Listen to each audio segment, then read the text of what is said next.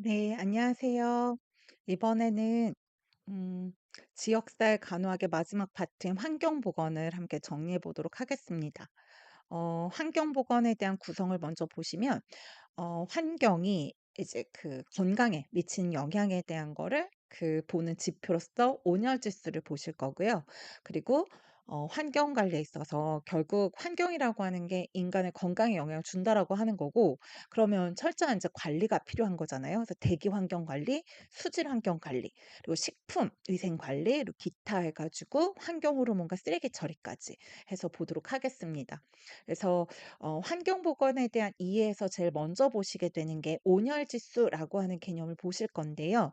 그러니까 환경이 건강에 미친 영향에 대한 거를 그 이제 지표로 해 가지고 그 미친 정도에 대한 걸 살펴보게 되는 거고요. 그래서 이 온열 지수에 대한 종류를 가서 보실 건데, 90 년대에 감각 온도가 한번 출제가 됐고, 그 뒤에 불쾌 지수가, 그리고 가장 최근에 그럼 온열 지수에 영향을 주는 그 온열 요소 4 가지에 대한 게 언급이 됐었습니다.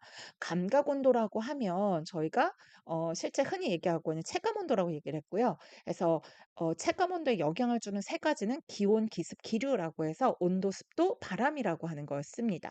그리고 그러면 이제 불쾌지수라고 하는 건, 그래서 불쾌지수에 대한 공식을 먼저 살펴보면, 워낙 그 불쾌지수는 라고 하는 문제가 되기도 했었기 때문에, 그래서 건구 온도 더하기 습구 온도. 그러면 여기서는 온도하고 습도가 지금 그 같이 이제 반영이 되어져 있는 거잖아요. 그래서 곱하기 0.72, 그리고 더하기 40.6 해 가지고 이게 공식이라고 했고요. 그래서 습도하고 온도가 반영이 되다 보니까 그러면 기온 기습만 고려가 됐지, 그 온열 요소에 포함이 된 바람, 기류하고 복사열, 그 태양열의 영향에 대한 게 전혀 반영이 되지 않았기 때문에, 사실 불쾌지수라고 해서 우리가 흔히 쓰고 있지만 사실 이거는 그 실외 지표로는 적정치가 않다라고 하는 한계점이 있다라고 했습니다. 그래서 불쾌지수에 대한 내용을 보셨고요. 그리고 온열 요소 하면 온도, 그러니까 그 기온, 기습, 기류, 복사열까지 해서 4 가지가, 그래서 이 4 가지가 우리 인간이 체온을 조절하고 그 체온을 조절하는 데 영향을 받는다라고 하는 거였습니다.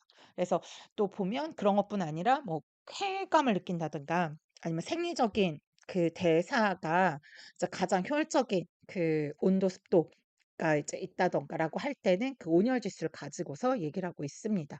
그래서 출제가 됐던 감각 온도랑 불쾌 지수를 중심으로 기억은 해 보시면 되고요.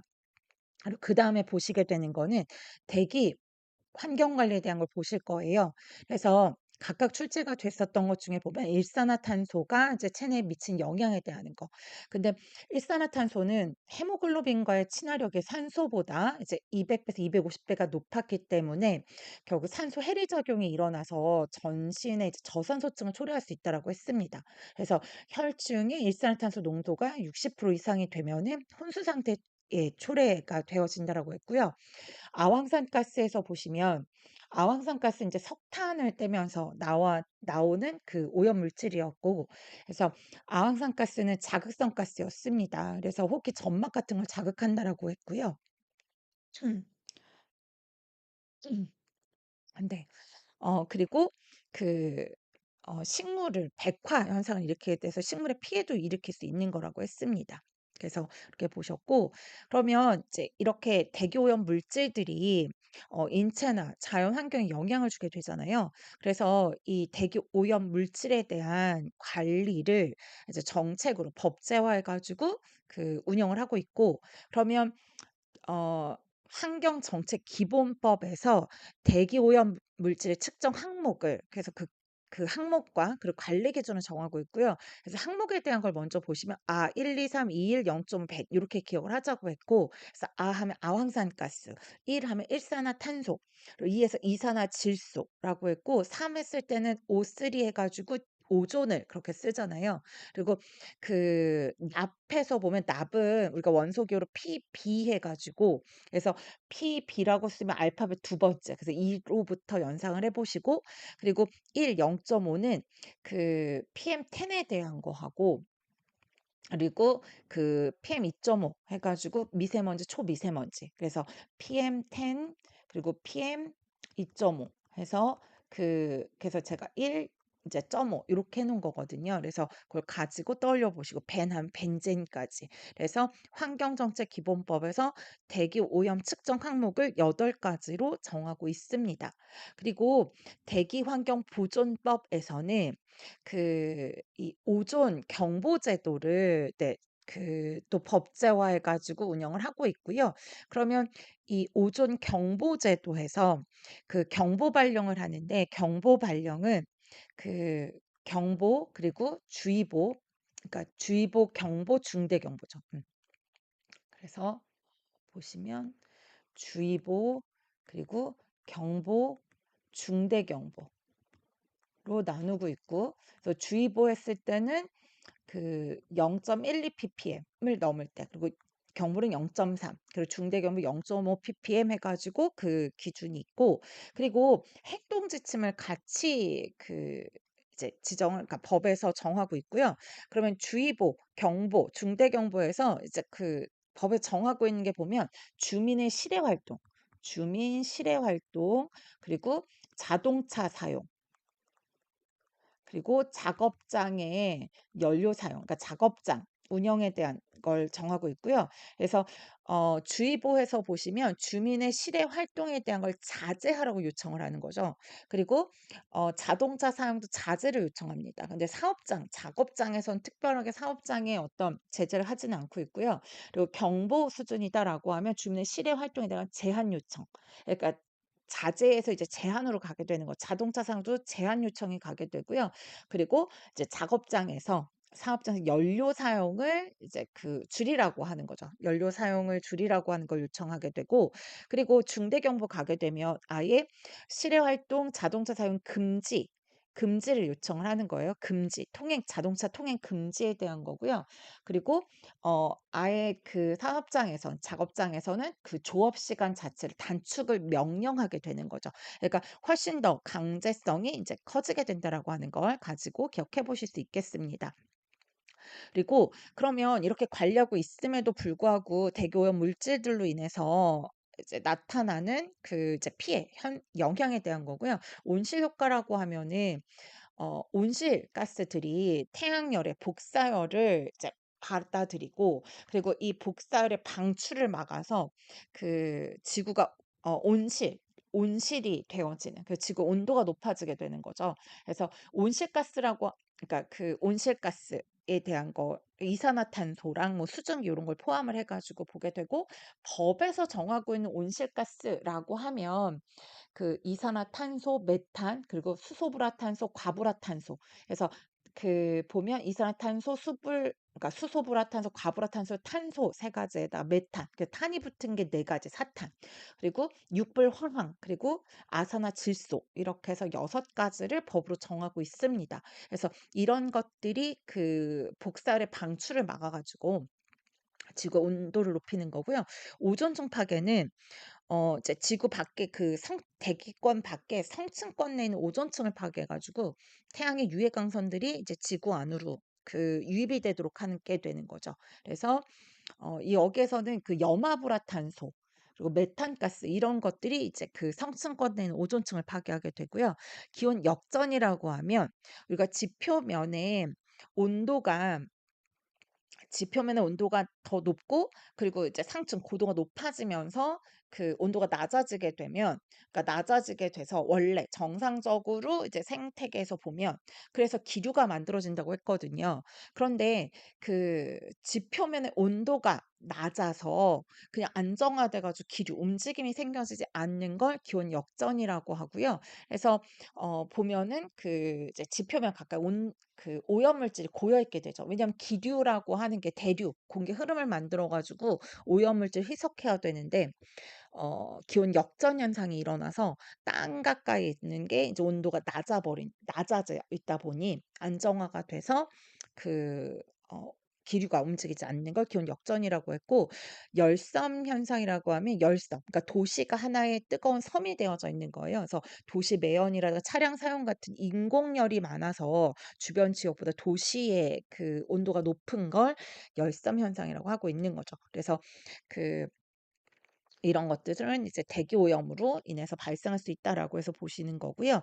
그리고 그다음에 이제 수질 환경 관리에 대한 걸 보실 거예요. 그래서 물은 자정 작용을 하고 있다라고 하는 거고, 이건 뭐 대류도, 그러니까 대기도 마찬가지고, 그래서 스스로 자정하려고 하는 기능을 하고 있는데, 그 물의 자정작용 중 통기라고 하는 것에 대한 효과, 요걸 물었던 거고요. 그래서 물은 대기 중에 있는 산소를 용해서 물에 녹이고, 대신에 물 속에 있는 뭐 이산화탄소, 메탄가스 같은 것들을 대기 중으로 내보내서, 그래서 물 속에 녹아 있는 산소가 많으면 더 순수한 물이 되는 거죠. 그래서 그 스스로 이렇게 자정작용한다라고 하는 거였고요. 그리고 이제 상수 처리 과정에 대한 게 출제가 됐었는데, 저희 시험에서는 이제 소독 과정, 여과 과정과 소독 과정이 출제가 됐는데요. 상수 처리 과정에 보시면 침사, 그러니까 무거운 흙이 가라앉죠. 그다음에 침전해 가지고 이제 가벼운 것들끼리 서로 응집해서 가라앉게 되는 게 침전. 그리고 이제 통기, 폭기해 가지고 우리가 물의 자정작용 원리를 적용해서 그 통기 과정을 통해서 물속에 이제 녹아 있는 산소가 많게 만들어 주는 거, 좀 더 순수한 물을 만들게 되는 거죠. 그다음에 여과하고 그다음에 소독해서 있는데요.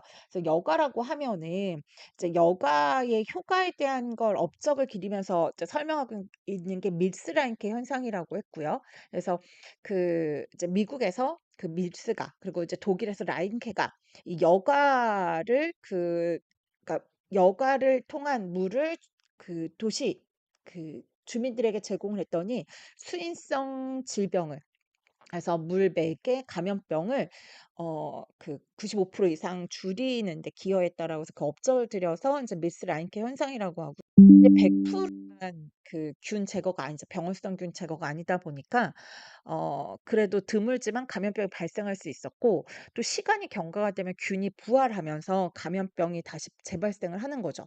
그래서 이제 그렇게 하지 말라고 이제 하고 있는 게 그 이 소독인 거고요. 그래서 우리나라에서 하고 있는 게 염소 소독 방법을 선택하고 있습니다. 그래서 염소 소독을 액화시킨 염소를 그냥 물에 희석하면 되는 거여서 굉장히 간편하게 처리할 수 있는 염소 소독, 우리나라에서는 적용하고 있습니다. 그래서 이 염소 소독과 관련해서 불연속점이라고 하는 게 그 개념이 출제가 됐었던 거고요. 불연속점.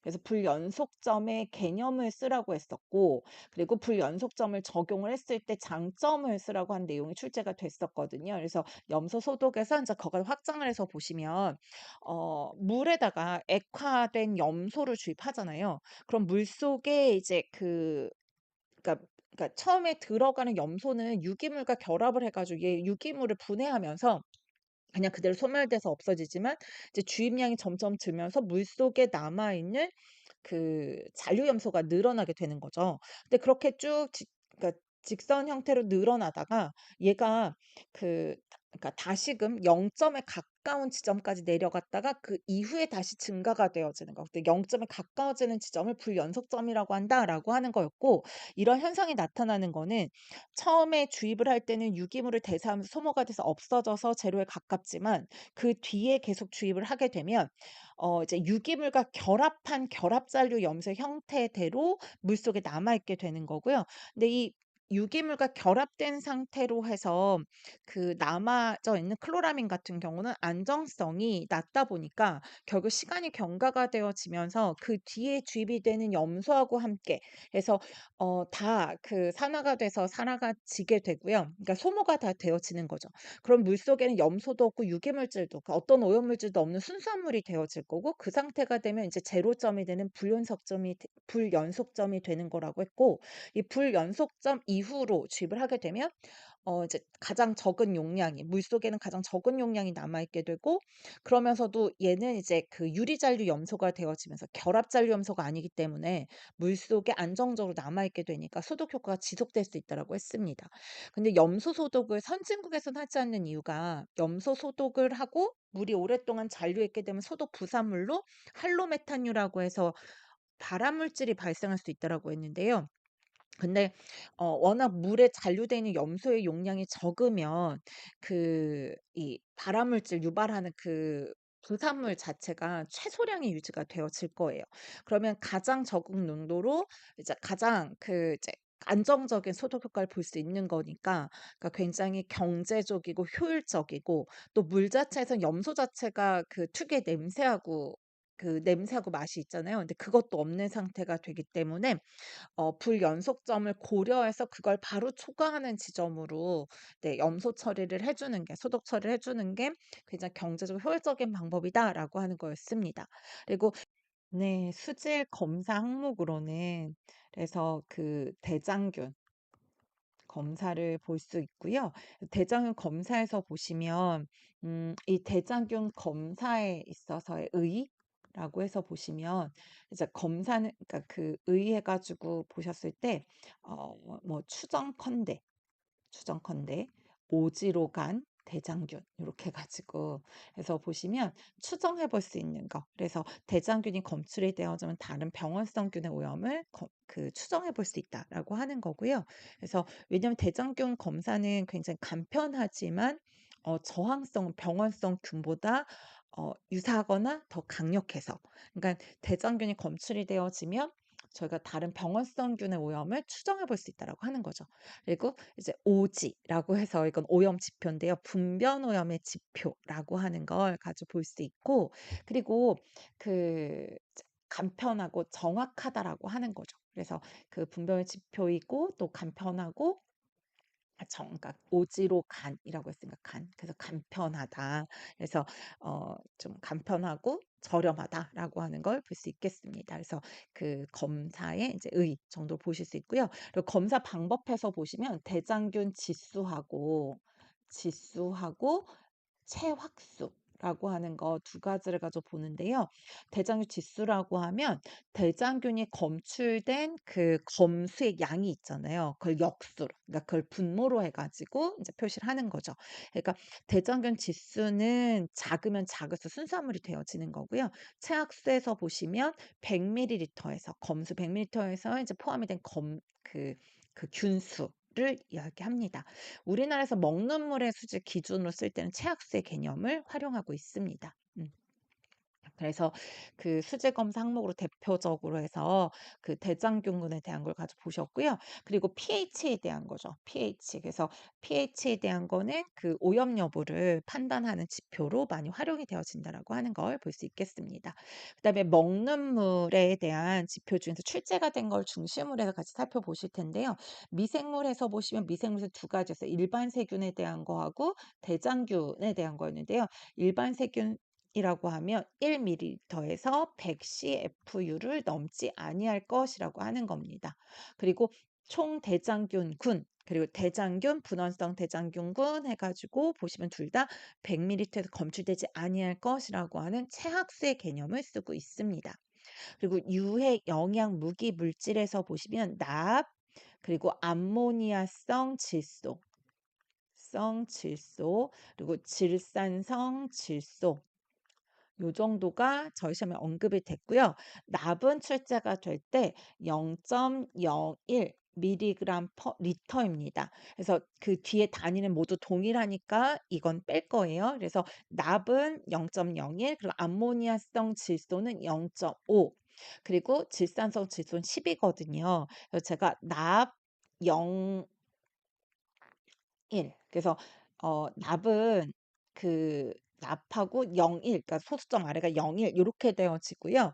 그리고 암모니아성 질소는 암모니아성 질소인데 0.5 예요. 그러니까 0.5 이렇게 됐잖아요. 그래서 55 이렇게 해서 좀 기억을 해 보시면 그래서 이건 점하고 소점 아래 그냥 0.5만 들어가서 그래서 하고 그리고 질산은 10 요렇게 해 가지고 기억을 해 보시면 남 0일 그래서 0.01이 되는 거고 그리고 암호 점호 해 가지고 그 암모니아성 질소는 0.5 질산은 10 요렇게 해서 기억을 해 보시면 되겠습니다. 그래서 이 방법이 아니라 나름으로 외우신 게 있으면 그걸 가지고 연상해 보시면 되고요. 그리고 유해 영양 유기 물질로 해서 출제가 됐었던 건 페놀만 출제가 됐었었고 페놀은 0.005입니다.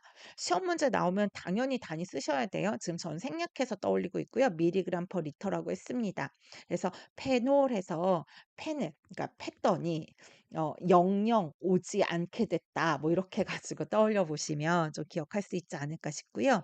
그리고 소독제랑 소독 부산물에서 보면 우리나라의 소독은 잘 염소 소독을 하고 있거든요. 그래서 염소 소독을 하는데 유리 잔류 염소입니다. 우리 측정을 하고 있는 거는 그래서 잔류 염소해서 염소는 이제 4.0 밀리그램 퍼 리터를 해서 넘지 않도록 하고 있거든요. 그래서 잔사 이렇게 해 가지고 뭐 잔상 뭐 이렇게 그러니까 남는 거잖아요. 그러니까 잔상 뭐 이런 식으로 해서 사 이렇게 같이 기억을 해 보셔도 될 것 같습니다.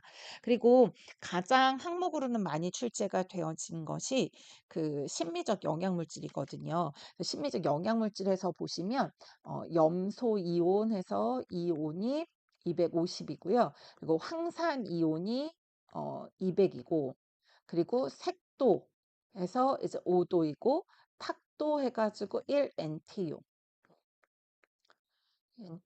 해서 있고 또 철제가 된 게 이제 pH 그래서 5.8에서 8.5 이렇게 나왔었거든요. 근데 요거를 가지고 좀 하실 때 염소 250 마리가 색깔이 5 가지로 섞여 있더라. 근데 황색을 띠고 있는 게 200 마리이고 좀 탁한 색깔을 띠는 1 마리가 있었다. 뭐 이런 식으로 해서 기억을 해 보시고요. 그리고 이제 pH 5.8, 8.5 이렇게 따로 별도로 암기해 보시면 어떨까 싶습니다. 그래서 여기까지 해서 네 좀 기억을 해 보셨고요. 그리고 이제 하수 처리 과정을 가서 보실 건데 하수 처리는 예비 처리하고요. 그러니까 예비 처리 그리고 본 처리. 그래서 이제 직접적 거기에 포함된 유기 물질들을 제거하는 과정인 거죠. 그리고 이제 온이 처리. 그래서 이제 가라앉은 고체 처리를 하는 거예요. 그래서 예비 처리에서 보시면 스크린하고 뭐 침전 해 가지고 인제 거르고 무거운 거 가라앉히고 가벼운 거 이제 합쳐져서 응집해서 가라앉히고 하는 작업을 하는 게 예비 처리이고 이제 물속에 포함된 유기물질도 처리를 해야 되잖아요. 근데 유기물질 처리하는데 혐기성 처리하고 호기성 처리가 있고 저희 시험에서는 인제 혐기성 처리에서 이모프 탱크가 출제가 됐었습니다. 그래서 이모프 탱크 해 가지고 그래서 그전에는 이제 부패조였던 거죠. 부패조 해 가지고 뭔가 분리하는 거 하나도 없이 다 모아 놓고 하다 보니까 악취하고 뭐 가스 발생 같은 걸로 해서 이제 퍽퍽 터지기도 했던 거고요. 그래서 이모프 탱크에서는 이제 물하고 그러니까 액체하고 거기 찌꺼기 온이라고 하는 이제 분리를 하는 거고요. 그래서 분리를 하게 되니까 이제 악취라든가 가스 발생에 대한 거를 이제 막을 수 있었던 거죠. 그래서 이제 이모프 탱크의 원리 뭐 이런 것도 언급이 됐었던 내용이니까 한번 같이 떠올려 보셨습니다. 그래서 보셨고 그 뒤에 이제 수질오염 지표 해 가지고 보실 부분에서는 수질오염 지표로는 BOD 그리고 COD 보실 수 있고요. 그래서 BOD에서 보시면 이건 물속에 유기물질이 포함이 되어져 있는 물에서 그래서 세균이 포기성 상태에서 유기물질을 20도 C에서 5일간 안정화시킨 데 소모가 되는 산소의 양을 BOD로 표시한 거예요. 그만큼 유기물질이 많을 때는 산소 소모량이 더 많을 거예요. COD는 이제 화학적 산화제를 써서 그 유기물질을 안정시키는데 산화제가 소모하는 산소의 양을 COD라고 한 거예요.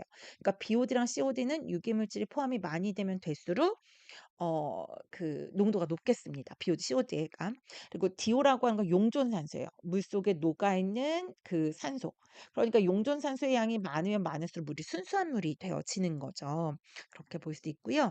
이제 수질 오염의 영향으로 이제 입게 된 피해에 대한 걸 가지고 보실 거고 적조 현상에서 적조 현상은 물속에 이제 탄소라든가 인 같은 게 많은 유기물질이 많이 포함이 되어져 있는 부영양화로 인해서 초래가 된 거고요. 부영양화. 그러면 이 부영양화가 발생이 됐고 질소나 인산이 많은 거죠. 질소나 인산이 많고 이걸 먹이로 삼아 가지고 이제 그 조류가 그래서 플랑크톤 같은 조류가 이제 급증을 해서 발생이 되어지는 거다. 그러니까 적조류가 많이 증가가 되어지면 이제 적조 현상, 녹조류가 많이 증가되면 녹조 현상이 초래가 되어지는 거고 적조나 녹조 현상 모두 다 부영양화라고 얘기를 했던 거고요. 그리고 저희 시험에서 언급이 됐던 오염 사례 해 가지고 보시면 미나마타병하고요. 미나마타병 그리고 이따이병. 그래서 이거는 그 원인 그 물질 뭐였는지 가지고 물었었거든요. 근데 미나마타병은 이제 그 수은이에요. 유기수은. 유기수은이 무기수은보다는 훨씬 더 피해가 컸거든요. 흡수율이 다르다고 했었죠. 흡수율이 훨씬 더 높았으니까. 이따이따병 같은 건 카드뮴에 대한 거. 예. 그래서 그게 원인 물질이다라고 하는 거고요. 그리고 수은에서는 그 3대 증상 해 가지고 저희가 정신구진 요렇게 기억했었어요. 그래서 정신증, 구내염 그리고 진전 현상이 나타났고 카드뮴 하면 단골기 해 가지고 그래서 단백뇨, 신장장애, 골격계 장애 그리고 폐기종 이런 게 초래가 될 수 있다라고 했습니다. 이제 식중독을 가서 보실 거고요. 식중독 해 가지고 분류해서 보시면 분류에 대한 게 그 미생물에 대한 거하고 미생물 그리고 자연독 그리고 화학물질 요렇게 나눠 볼 수 있고 이렇게 해서 그 크게 가지고 컨트롤로 접근하는 걸 다 쓰도록 하는 게 나오기도 했었지만 그러니까 최근에는 이렇게 묻지는 않으니까 각각에 대한 특성을 중심으로 해서 기억은 해 보시면 되고요. 미생물에서 보시면 세균이냐 바이러스이냐 아니면은 이제 진균, 곰팡이균이냐라고 해서 나눠 볼 수 있고요. 그래서 그 세균에 대한 거다라고 해서 보면 세균이 또 감염형이냐 독소형이냐라고 나눠 가지고 네, 보기도 하죠. 그래서 감염형에서 살모넬라 식중독 대표적이고 독소형 식중독하면 황새 포도성분 식중독이 대표적이기도 합니다. 그쵸? 그리고 어 그 그렇게 해서 그 바이러스 해 가지고 보면 노로바이러스 식중독에 대한 게 또 언급이 되기도 했었습니다. 그리고 자연독해서 보면 또 이것도 동물 독이랑 그리고 그 식물 독에 대한 거. 그래서 동물에서 보면 보거, 테트로도톡신 그리고 굴 하면 베네루핀. 음. 그리고 그 홍합, 조개 하면은 마이틀로톡신 뭐 이런 것들이 들어가고요. 식물독해서 보시면 감자 솔라닌이라든가 음 아니면은 그 이제 독버섯 해 가지고 무스카린 뭐 이런 것들이 들어갈 수 있을 거고요. 그리고 어 자연독에 대한 그리고 인제 진균과 관련해 가지고 그래서 곰팡이균과 관련해서 제가 네. 그러니까 곰팡이균 해서 곰팡이균은 여기에 넣지 않고 네 자연독으로 넣어 가지고 볼 수 있겠네요, 곰팡이. 그래서 뭐 곰팡이가 이제 분비하는 도구로 보게 되는 거 자연에서 유래가 되어지는 거니까. 그래서 그러면 그 아스퍼질러스 프라비스라고 하는 그 곰팡이균이 감염돼 그 균이 분비를 한 도구로 해 가지고 보면 아플라톡신 이런 것들이 포함이 되거나 아니면 그 이제 맥각 해 가지고 에리코톡신 이런 것들은 이제 곰팡이균에서 분비가 되는 독소이드들이 되겠습니다. 그리고 화학물질한 포장재라든가 뭐 보존제라든가 이런 것들이 해당이 되어지겠습니다. 그래서 식중독의 소화기 감염병과 다른 특성하면 두 가지를 나누어 가지고요. 식중독이라고 하면 식품 안에 포함이 된 독을 먹고 그걸 먹은 사람한테 발생이 되는 거니까 종말 감염, 2차 감염에 대한 것도 없는 거였고 그리고 그 음식이 이제 감염된 음식이 원인이 되는 거잖아요.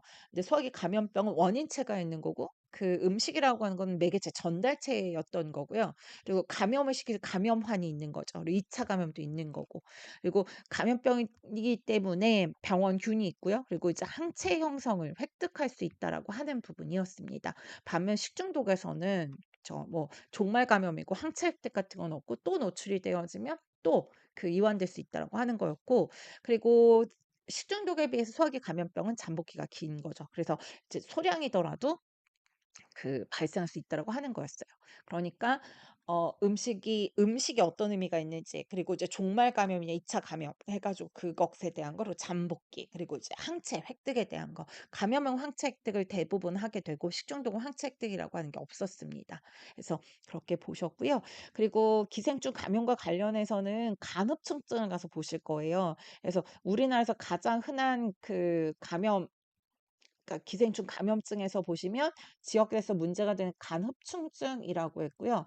그래서 간흡충증에서 보시면 감염된 사람의 몸속에서 성충이 이제 알을 낳으면 그 변에 섞여 가지고 물속으로 나오게 되고, 그러면 그 어 그러니까 충난이 이제 물속에 포함이 되어지게 되는 거죠. 그래서 분변이 배출되게 되면, 분변으로 포함이 돼서 나오게 되면, 그러면 이제 그 제1 중간 숙주가 우렁이고, 예, 그 숙주가 우렁이고, 우렁이가 이 충난의 형태로 우렁이가 먹고, 우렁이 몸에서 나오는 건 유미유충 해 가지고 물속을 이렇게 돌아다닐 수 있는 거죠.